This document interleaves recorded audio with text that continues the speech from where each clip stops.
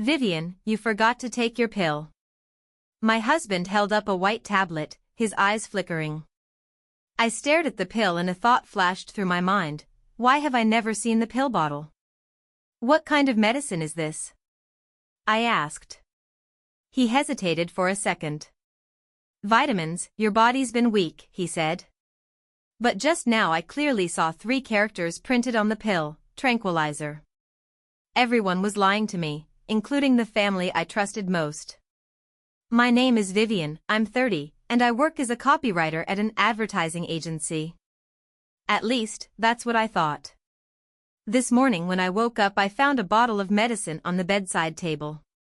A small white bottle with no label, filled with pale blue tablets. What is this? I asked my husband Victor as I picked up the bottle. He was tying his tie. He paused when he heard me, then casually said, "The doctor prescribed vitamins, you've been saying you have headaches lately." When did I ever say I had a headache? I tried to recall and came up empty. And since when are vitamins blue? I didn't have a headache, I said. Victor turned around, concern on his face. Vivian, don't you remember? Last night you said your temples hurt badly, I took you to the hospital. Last night? I struggled to remember. The memory of last night was a blur, as if someone had erased it with a rubber. I don't remember clearly. See, that's exactly why the doctor put you on medication. Victor came over and gently stroked my head. You've been under a lot of pressure at work recently, some memory loss is normal. His hand was cool, and the touch made me shiver for no reason.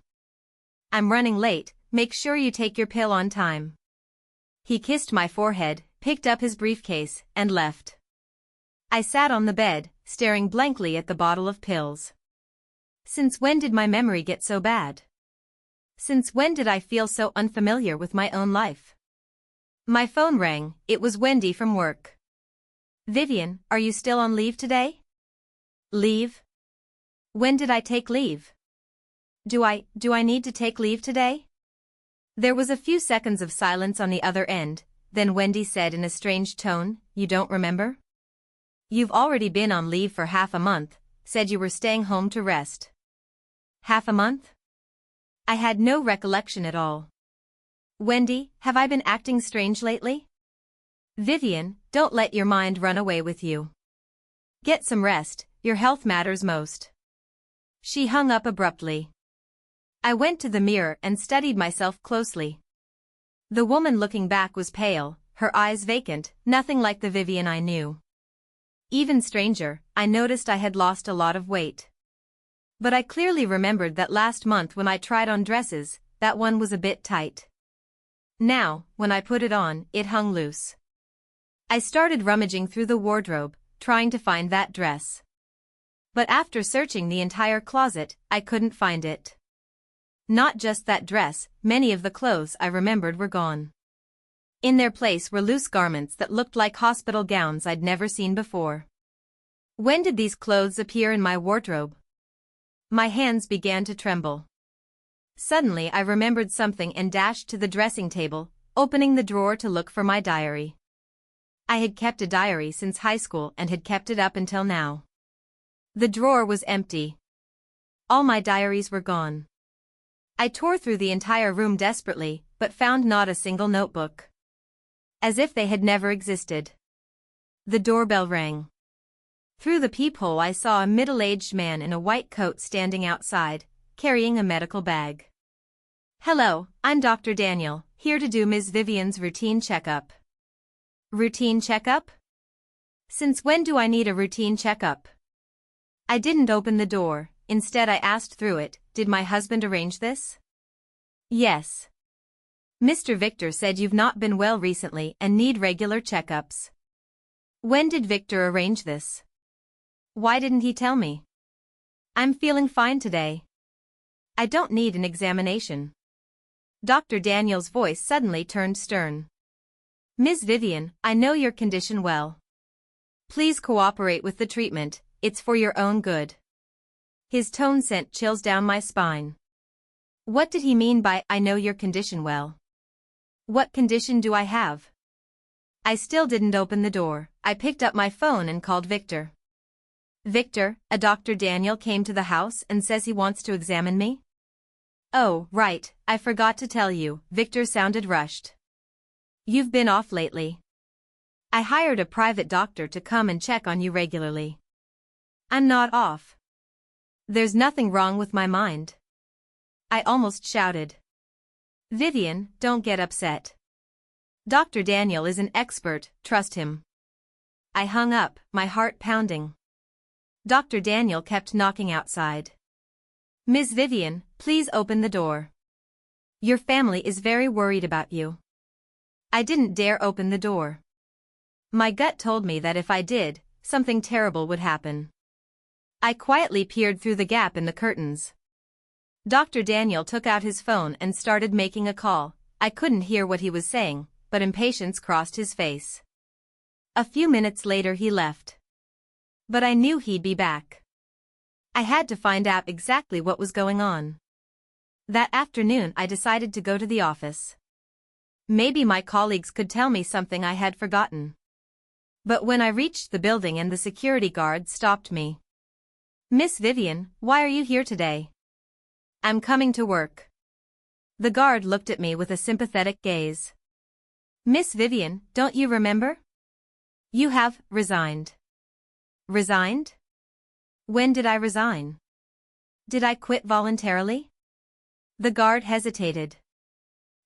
You'd better ask Mr. Victor. I rushed into the elevator and went straight to the 12th floor. But when I reached my desk, I found a strange girl sitting there. Excuse me, who are you? The girl looked at me puzzled. I'm Vivian, this is my seat. The girl froze for a moment, then said in a small voice, but, this seat has been empty for a long time. I only transferred here last month. Wendy came over from not far away, and when she saw me her face immediately turned sour. Vivian, why are you at the office? Wendy, what's going on? Why is someone sitting at my desk? Wendy dragged me into the break room and lowered her voice. Vivian, do you really remember nothing? Remember what? She looked troubled, hesitated a long time, then said, about a month ago you suddenly went crazy in the office, saying someone was trying to hurt you, smashing all your colleagues' computers. Then your husband came and took you away, saying you said you had a mental breakdown. My world spun. I went crazy? That's impossible. Vivian, you were terrifying at the time. You said everyone in the office was watching you, that we were all bad people. Fear flashed in Wendy's eyes. Then the security guards and your husband took you away together. Then why don't I remember? Maybe it's because of the illness. Wendy couldn't meet my eyes. Vivian, are you feeling better now? Have you been taking your medication on time? Medication again. Everyone was telling me to take medication. Wendy, do I seem like someone with mental problems now? She studied me for a few seconds, then shook her head. You look completely normal right now. But Vivian, mental illnesses are like this, when they're good you seem fine, and when they flare up. She didn't finish the sentence, but I understood what she meant. I left the company and walked the streets with my mind in a whirl. If what Wendy said was true, do I really have a mental illness? But why can't I remember any episode of me going mad? And why do I feel so clear-headed now, my judgment perfectly normal? I went into an internet cafe to check my recent bank records and online traces. But when I entered my password, I found all my accounts frozen. Debit card, credit card, third-party payments, everything was unusable. I called the bank's customer service, and they told me, Ms. Vivian, your accounts have been frozen at the request of your guardian, Mr. Victor, on the grounds that a mental illness prevents you from managing your finances. Guardian? Since when did Victor become my guardian? I want to lift the freeze. Sorry, Ms. Vivian, your guardian must consent to unfreeze the accounts. I hung up in anger. At that moment my phone rang, it was Victor. Vivian, where are you? Dr. Daniel says you weren't at home for the checkup. Victor, I want to know the truth. What exactly is my illness? There was a few seconds of silence on the other end. Vivian, don't jump to conclusions. The doctor says your current state isn't suited to knowing too many details. It might aggravate your condition. But what if I stop taking the medicine? What if my condition improves? Vivian. Victor's voice suddenly went stern. You cannot stop your medication. You must do as the doctor says.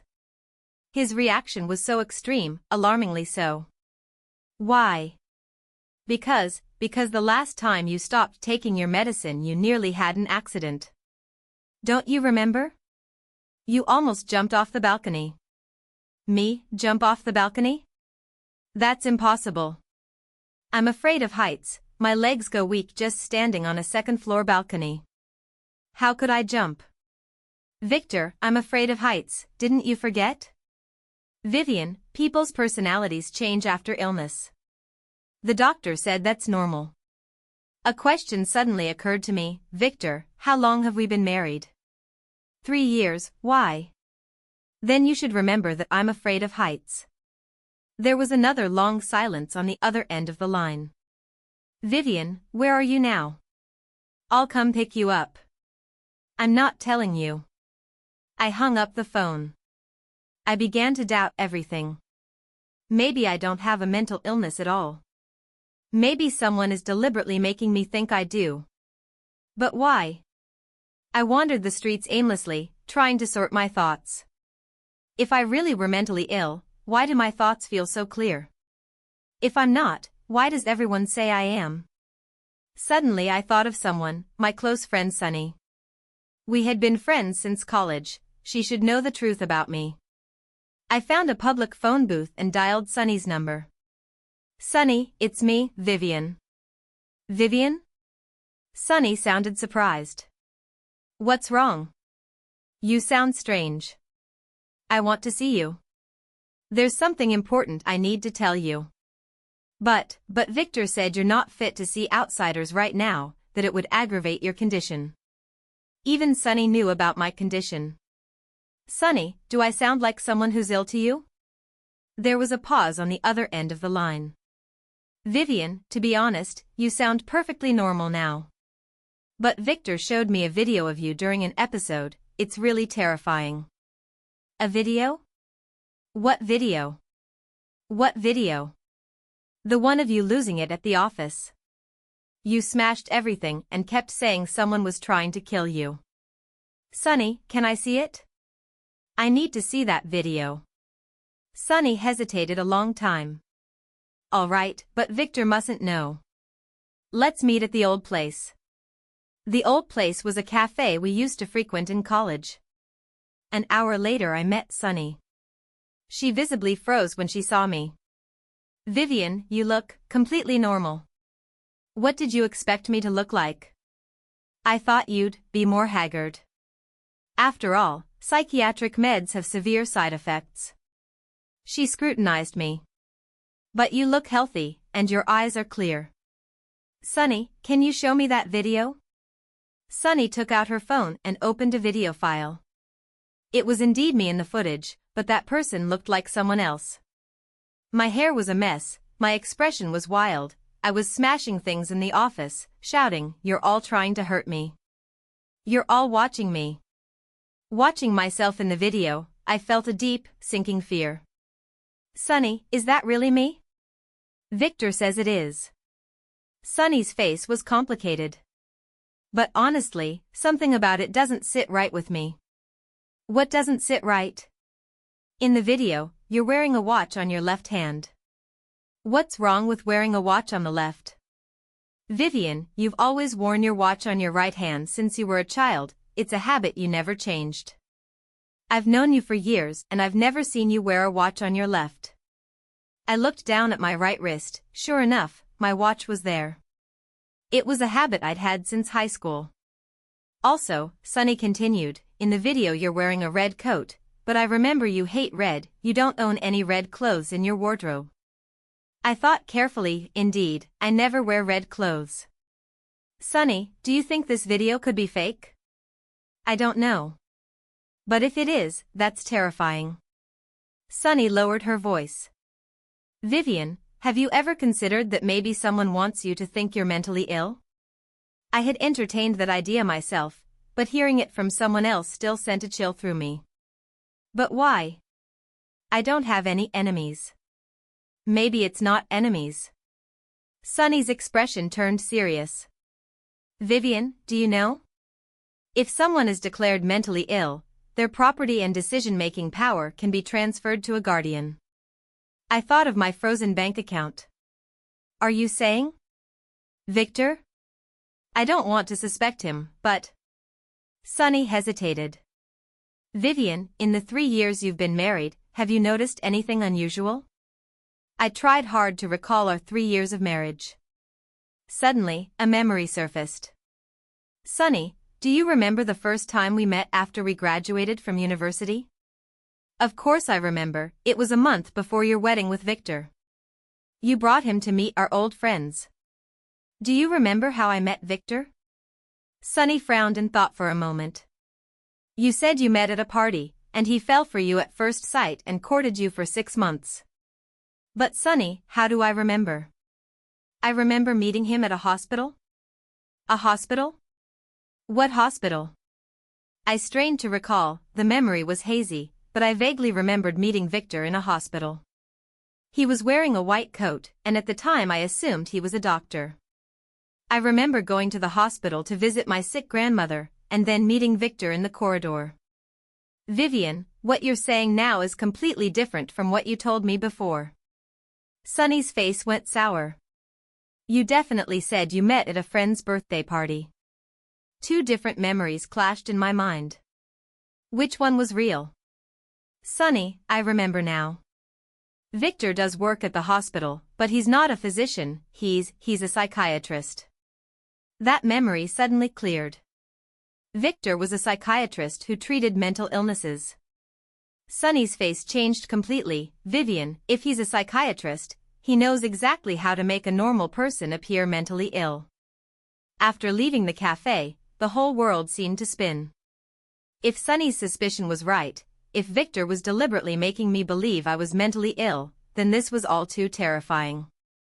But I needed evidence.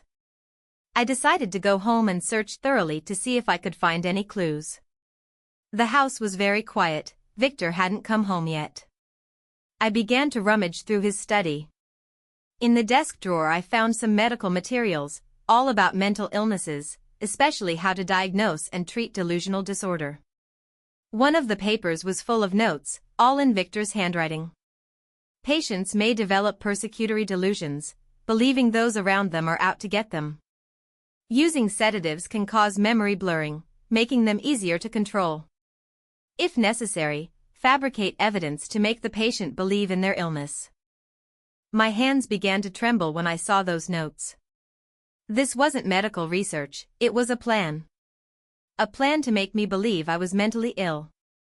I kept searching and found a small notebook at the very bottom of the drawer that recorded the doses of medication given to me each day.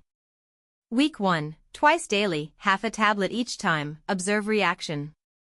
Week 2, increase to 1 tablet each time, patient begins to show memory impairment. Week 3, combine with hallucinogens to create false memories. I almost cried out. A hallucinogen? He put a hallucinogen in my medicine? No wonder my memories were so jumbled, no wonder I kept forgetting recent events. I photographed the evidence, then continued searching. In the study's filing cabinet I found something even more terrifying. A psychiatric diagnosis with my name on it, the verdict, severe delusional disorder, violent tendencies. But the date on that diagnosis was 3 months ago. Back then I was still working normally, with no mental issues. Worse, the attending physician listed on the report was Victor. So he wasn't just a psychologist, he also held a psychiatrist's license.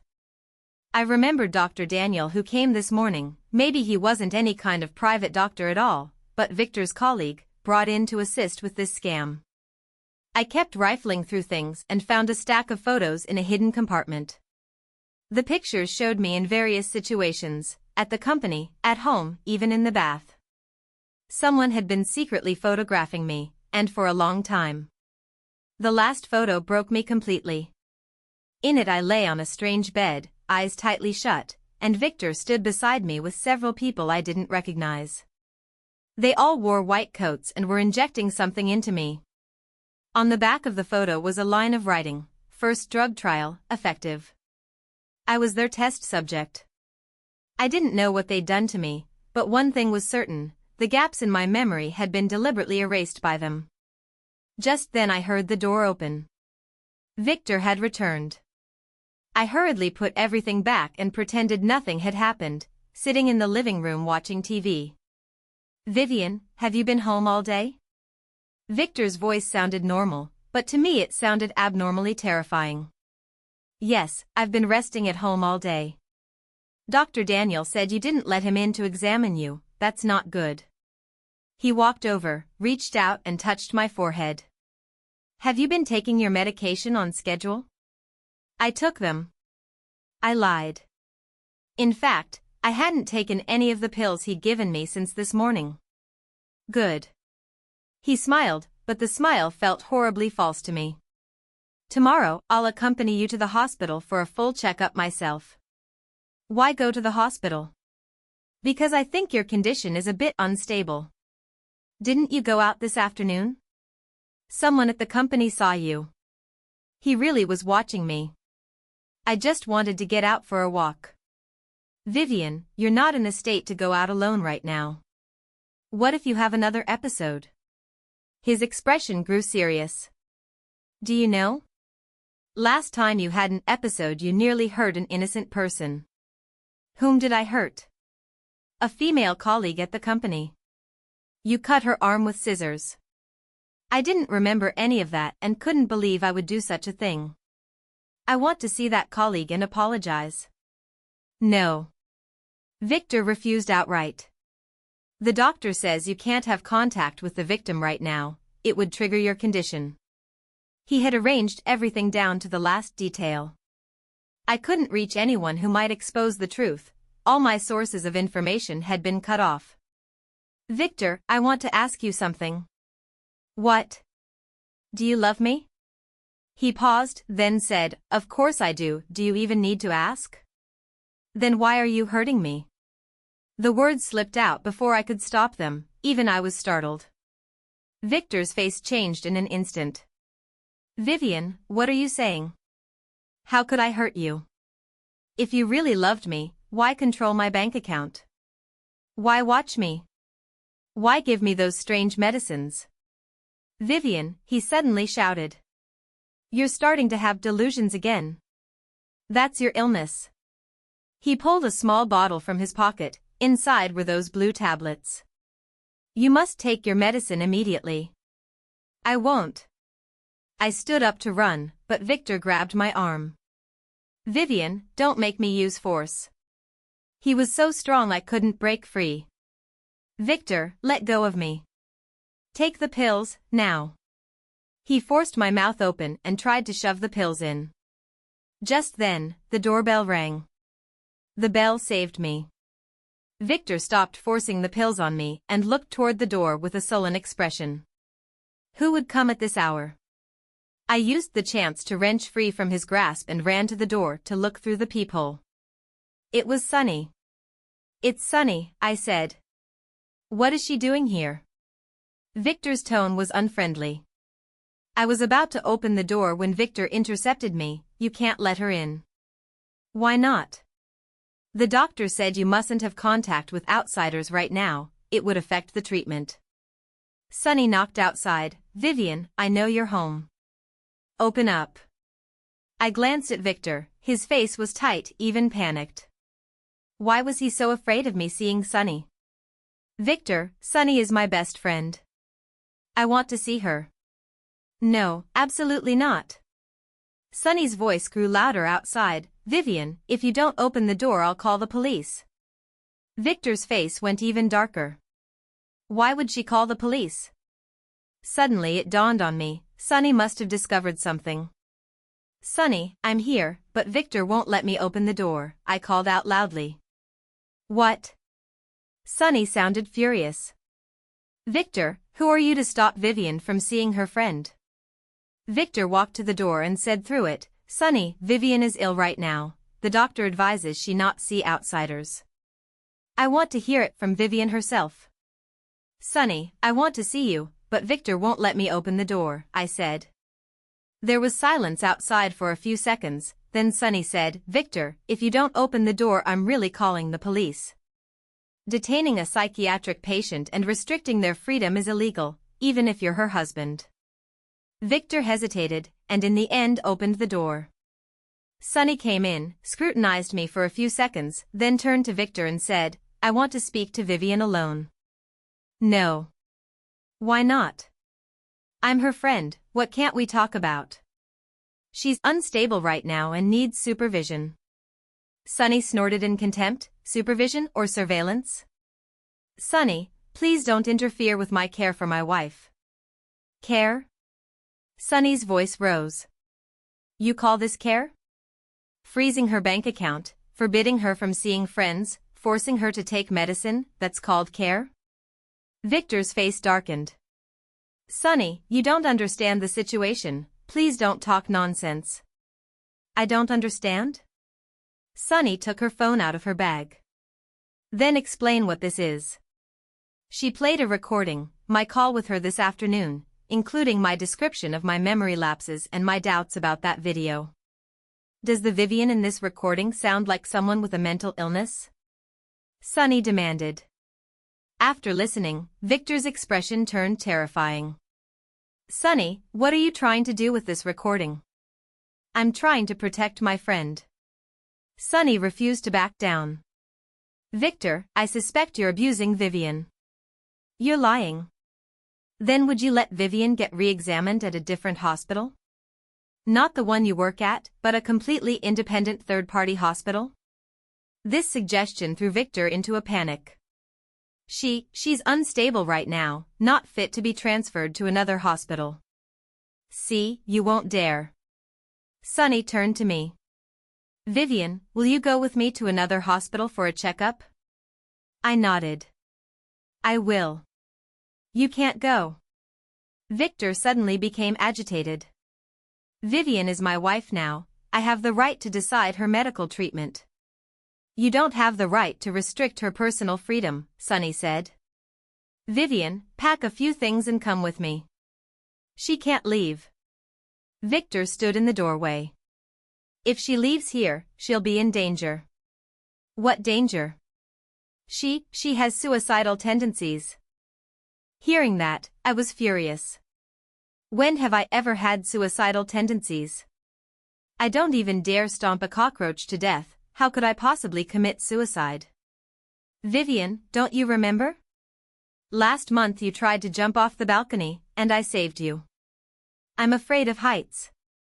My legs go weak just standing at the balcony edge. Mental illness can change a person's character and behavior patterns, Victor kept arguing.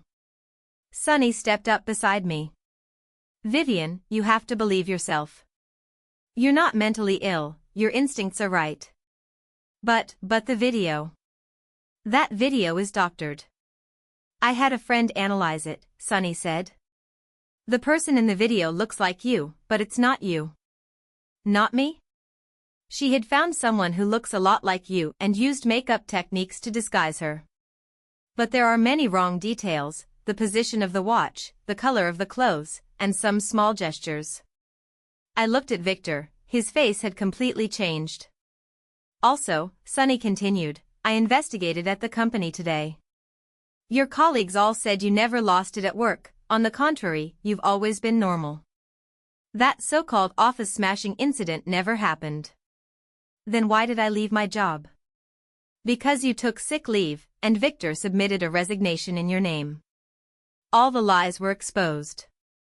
I stared at Victor, the man I had thought loved me, and realized he had been meticulously plotting to destroy me. Why? I asked him. Why do this to me?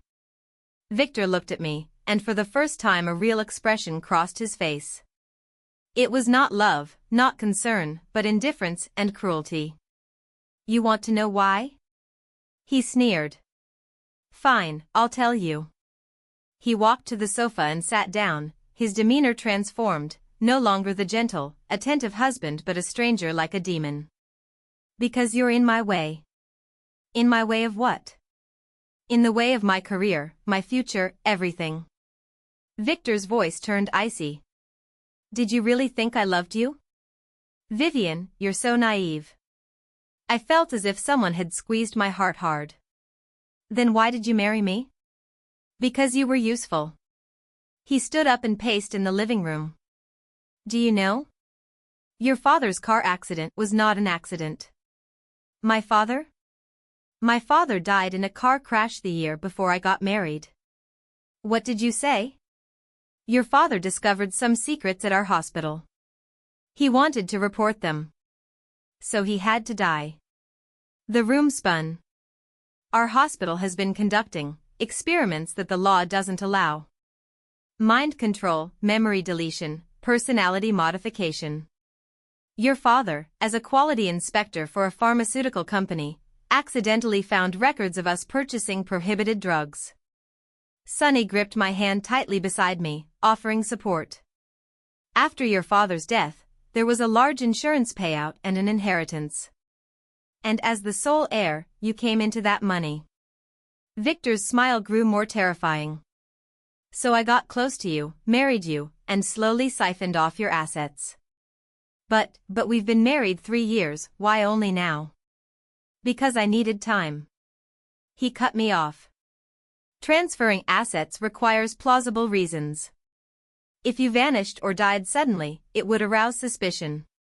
But if you became mentally ill and then committed suicide, that's a whole different story. I understood. He had been planning my death all along. You want to kill me? Not want, a must. Victor's expression never changed. I've already transferred most of your assets. Now I need you gone so no one will trace that money. You monster. Sonny lunged at Victor in rage, but he easily pushed her aside. Sonny, you shouldn't have come today. The look Victor gave Sonny turned dangerous. Now you know something you shouldn't. I can't let you leave alive. I realized Sonny was in danger too. Victor, she's innocent, let her go. Innocent? Victor sneered. She just recorded us and said she'd help you get checked at another hospital. She's trying to ruin me, how can she be innocent? Sonny stood in front of me, what are you going to do to us? Very simple. Victor walked to the study, took out a medical kit, both of you are mentally ill, and when you have an episode you'll jump off the balcony. Accidents like that happen all the time, no one will suspect. He pulled a syringe from the kit. What's that? Sonny asked. A new drug. It will make you have intense hallucinations and suicidal impulses. When it kicks in, you'll go to the balcony and jump. Sonny and I exchanged a glance, we both knew we had to get out immediately. But Victor blocked the door, and we couldn't run past him. You know, Vivian, your father looked at me with the same despair before he died. Victor prepared the syringe as he spoke, he begged me to let him go, said he wouldn't report the hospital. But it was too late. How did my father die? Simple. I injected him with this drug, then he drove into a tunnel wall. The traffic police ruled it fatigue driving, no one suspected. Rage consumed me. This demon not only wanted to kill me, he had killed my father. Now it's your turn. Victor raised the syringe and stepped toward us. In that moment, something came back to me. This afternoon in the study I had seen Victor's research files. One was about that new drug, and I remembered it mentioned a fatal weakness. Wait. I shouted. Wait for what? Did you really think your plan was flawless? I feigned calm, you forgot one thing. What? I photographed all the documents in your study and sent them to Sonny. It was a lie, but I needed time. Victor halted, impossible, you had no chance to get into my study this afternoon. You think you watched me that closely?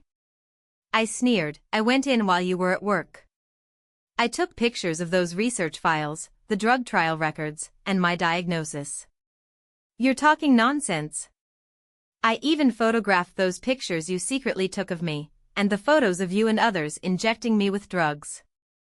I kept inventing. All that evidence is on Sunny's phone now. If anything happens to us, her friends will hand it to the police. Victor looked at Sunny. Is that true?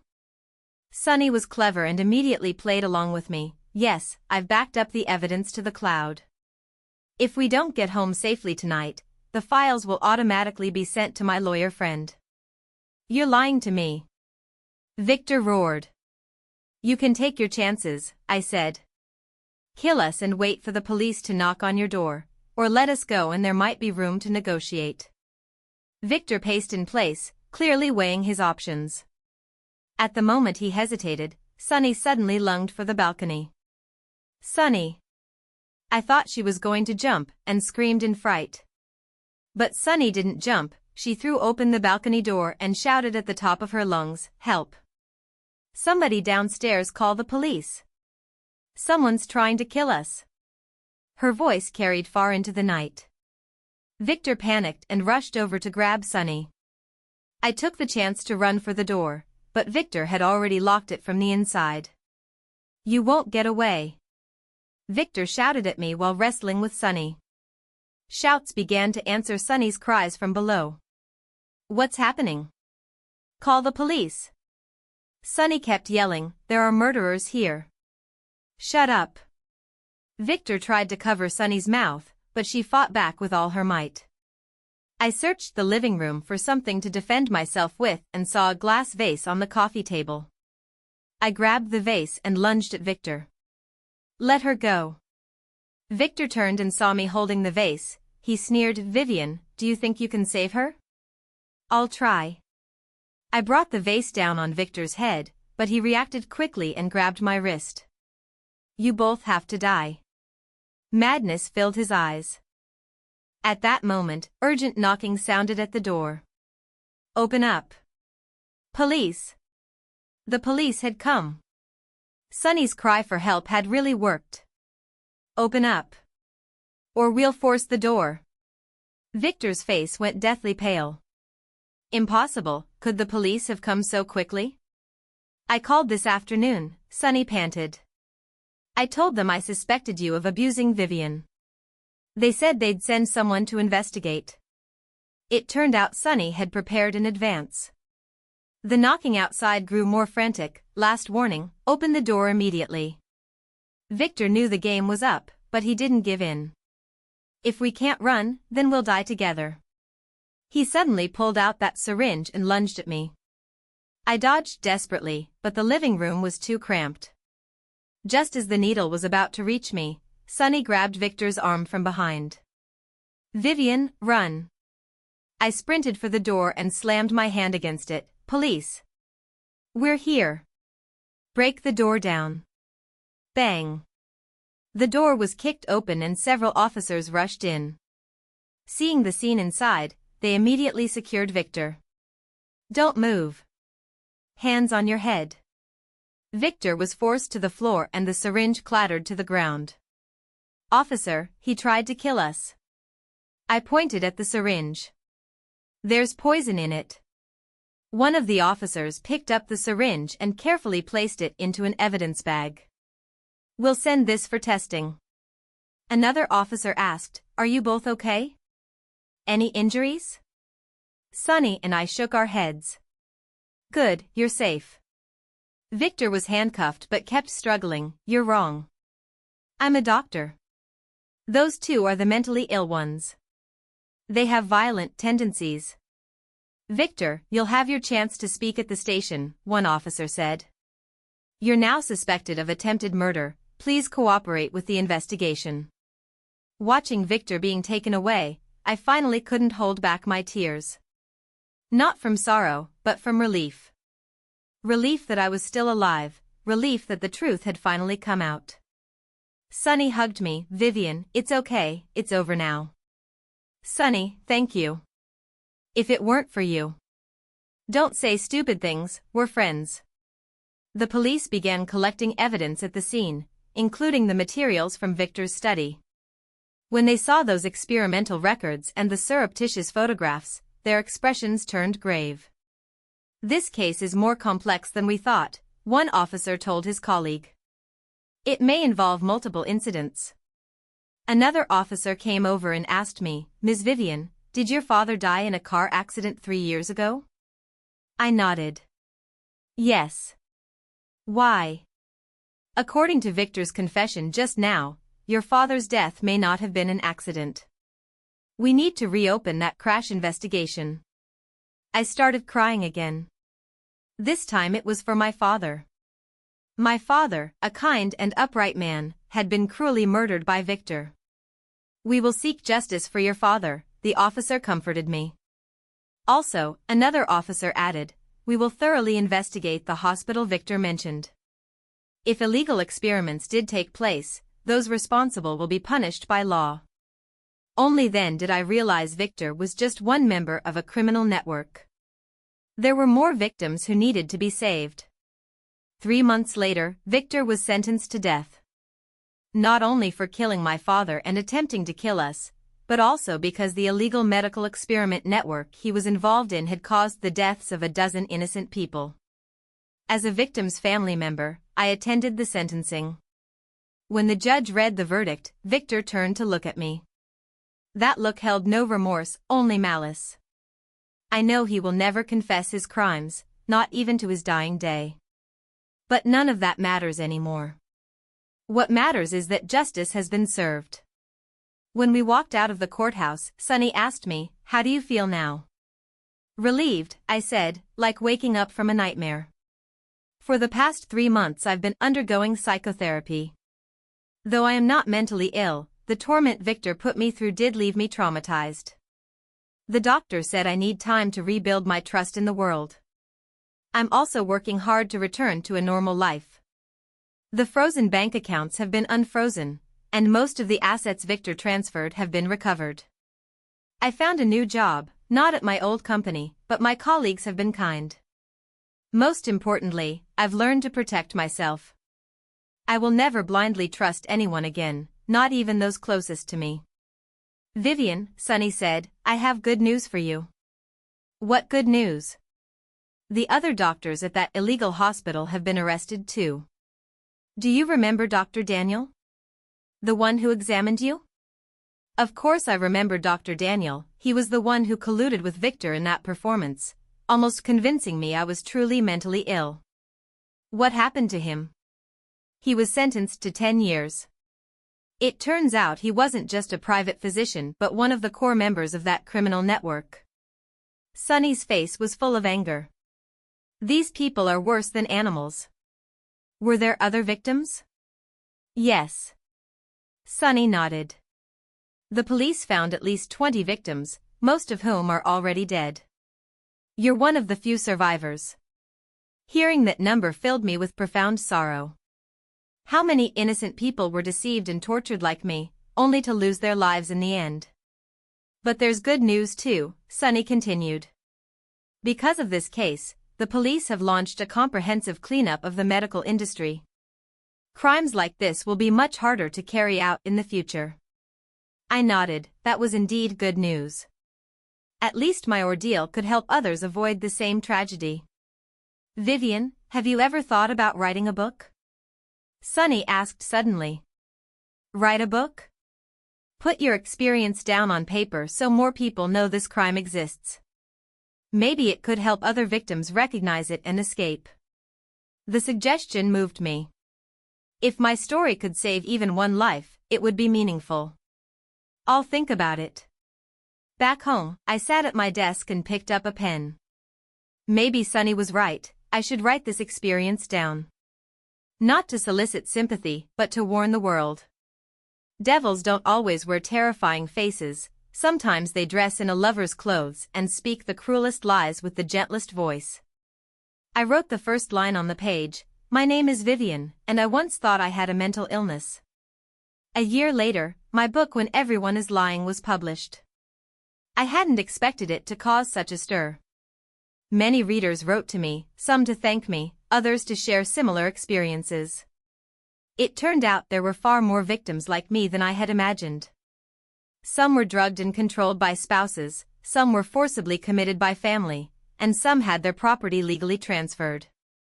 These cases made me realize Victor's methods were not uncommon. Driven by profit, there will always be people who exploit loopholes in the legal and medical systems to harm the innocent. I decided to continue down this path and help more people like me.